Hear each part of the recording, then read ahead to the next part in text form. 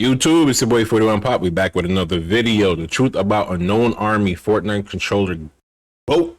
Hey yo, I ain't gonna lie, this dude had crazy good aim around the ninja days. I don't know what happened to him though. I think he came back a couple times. I think he was in college or something. He wasn't taking it serious, which made no sense to me, because why would you want to work a regular job? It doesn't make any sense. He was making crazy, I know he was making crazy money.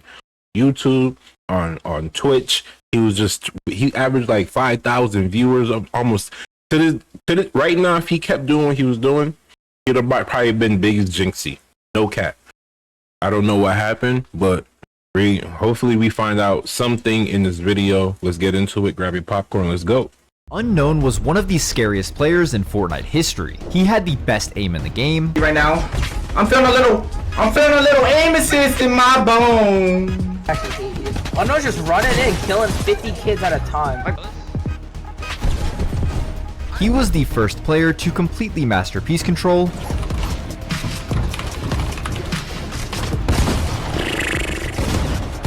I'm telling you, the amount of time I spent in that, I got really good at Fortnite. I'm not good no more. I'll tell you that right now.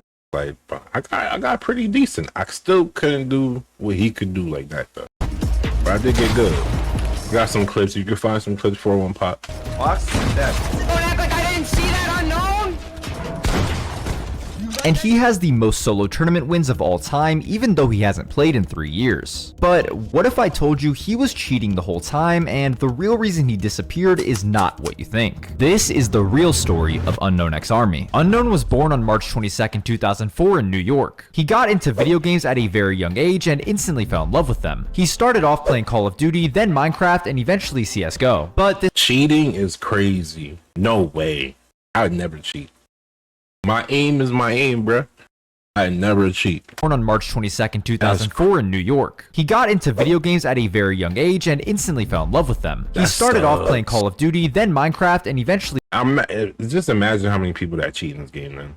CSGO. But this love for video games became even stronger when Fortnite was released in September of 2017. He played it the very first day it came out and never looked back. From the beginning, he always had a drive to compete and be the best player he could be. Before Fortnite hosted tournaments like we know today, he spent most of his time playing kill races. This was the same format they used in the Friday Fortnite tournaments. You could either play 1v1 or 2v2, and both teams would queue up in the same lobby to see who could get more kills. Needless to say, Unknown was very good at these. Every day when he got home from school, he would instantly find someone to wager or a tournament to play. These tournaments were extremely popular, and one of them could make you a couple. This is like almost 10 years ago, bro.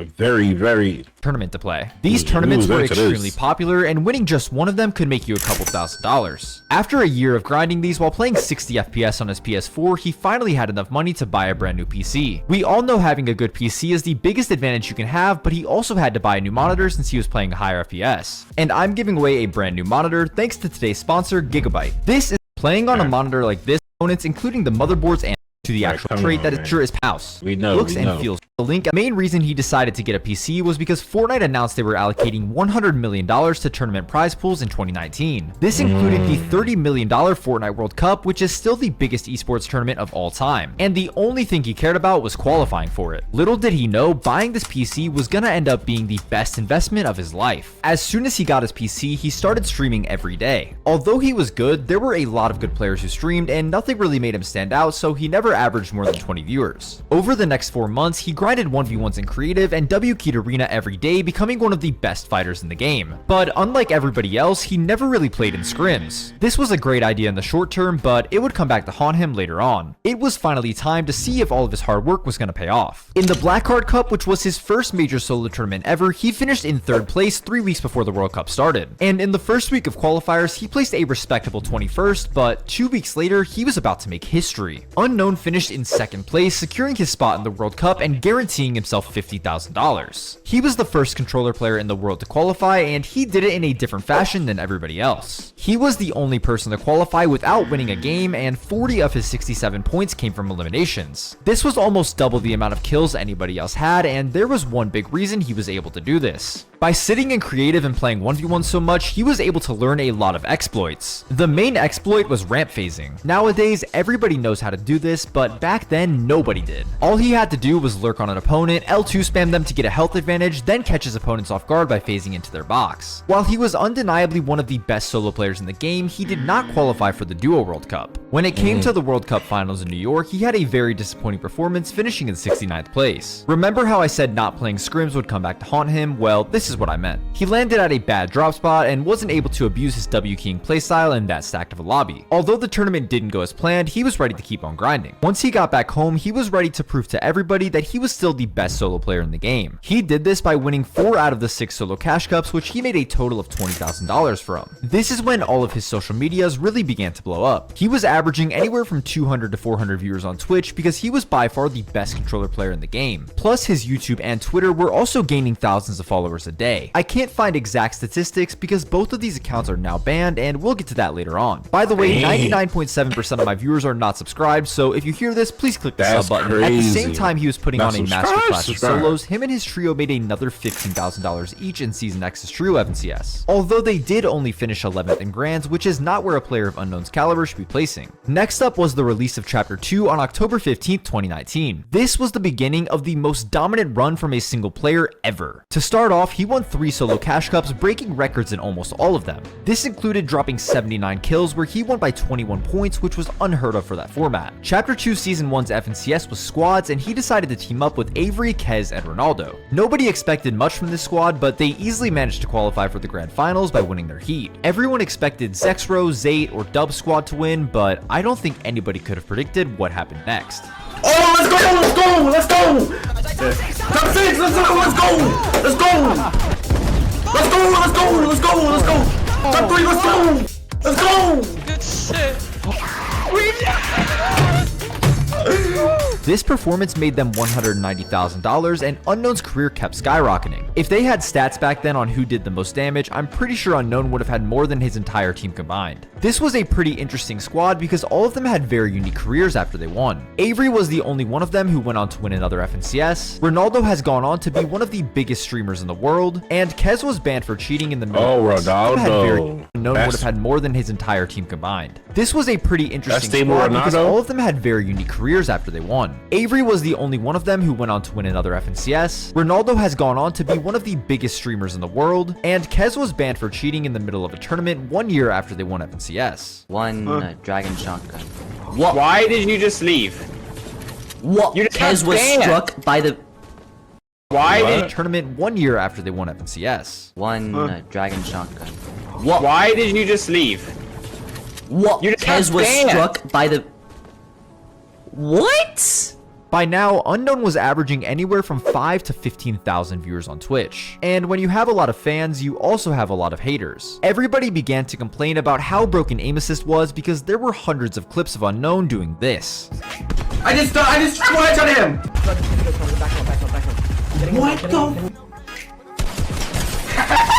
2, 1v1. Not. A kid named Unknown B. Because of this, everyone said he would suck without aim assist, so he played his solo cash cup on keyboard and mouse to prove them wrong. Somehow, in his first tournament ever on the input, he managed to get 5th place, and after that, nobody tried disrespecting him ever again. And then to end the season, he won 2 more solo cash cups. In total, he made $67,000 in Chapter 2 Season 1 alone. The first week of Chapter 2 Season 2 is where Unknown really began receiving a lot of cheating accusations. At the DreamHack Anaheim LAN in February of 2022, he failed to make it past heats where you only needed to get top 200 out of 800 players. This was in the middle of his prime when he was far better than 99% of the players there. Why did he always do so bad at in-person events? Well, we found out the reason why after he quit. But once he got home from this event, one small change from Epic Games was about to send his career into a downward spiral. Unknown always used the legacy aim assist settings, which made L2 spamming extremely broken. The thing is, there were a few bugs that they were unable to fix with this, including this one where you could lock on the players through bushes. Oh my god! This eventually led to the removal of legacy settings on March 13th, 2020. It didn't seem like a massive issue, but it ended up being the catalyst of his downfall. After these changes, he finished 37th in duo FNCS, which was terrible considering he won the previous season. He did win one solo cash cup before the season ended, but that would be his last tournament win ever. Over the next few seasons, his passion for Fortnite slowly went away, and he never placed top 10 in another FNCS. Yeah, but that doesn't matter. That's usually how it happened, right? Like, I'm thinking he'd go on to different things. Why? After playing a couple tournaments with close Who cares friends, he about decided Fortnite? it was time to quit. You see, Unknown never intended on gaming for a living. He enjoyed it while he did, but as soon as it felt more like a job than a hobby, he stopped. Toward the end of his career, he started to sell out in order to make as much money as possible before moving on. The easiest way to do this was promoting NFT projects on his Twitter during the peak of the crypto and NFT hype in 2021. He was making tens of thousands of dollars from these posts, and although it may have been a little bit scummy promoting these to his community, a lot of 17-year-olds would have done the same. This eventually led to his Twitter account being suspended and his YouTube channel being banned because promoting these was against their terms of service. After a couple months of radio silence, Unknown started to stream to play some Fortnite when he showed something he shouldn't have. Show your PC in the next 5 seconds. I'm not using it. It's right here. I'm not using it, bro. Y'all can't respect me? Like, what the fuck? That is a Cronus Zen. If you don't know what that is, it's a device that gives controller players stronger aim assist, no recoil, and a lot of other mods that aren't humanly possible. People began speculating whether or not he used the Zen during his career because looking back at the clips, his aim was completely inhuman. Although the aim assist was very strong, something about his seemed far better than everybody else. A lot of people believe that the reason he did so bad in in-person events is because he couldn't play with the Zen. Maybe the removal of legacy aim assist was a bigger nerf than we thought because of his Zen script. But at the end of the day, this is all just speculation as there isn't any concrete evidence of him using one. There were a lot of controller pros who did Zen, so Why would he even if have it did, then? was that really considered cheating? When it Why would came he to have it fighting, then? he was just so far ahead of everybody else that I honestly don't think it would have mattered. Regardless, he still had one of the scariest primes in Fortnite history. Over the Right. last couple years, he's barely been active on social media, so nobody really knows what he's been up to except for his close friends. Thankfully, he comes to my Twitch chat every once in a while telling me to get a job and talking about other things, so I have a little bit of information. Well, to start, he has been grinding the gym and even bulked up to almost 210 pounds. He made a lot of money during his time playing Fortnite and has just been focusing on the gym while enjoying life. In April of this year, him and Zexro played one duo cash cup just for fun, but obviously he has no intentions of coming back to gaming. Who do you think had the more impressive prime, Peterbot or Unknown? Let me know what you think in the comments. Check out the video on Hey, well, shout out to Unknown Army, bro. Hey, well, no one really cares about Fortnite. Like, comment in chat if you really care, or you just want to know what, you know what I mean? We grew up with you, man. Smash that like button, subscribe, let's go.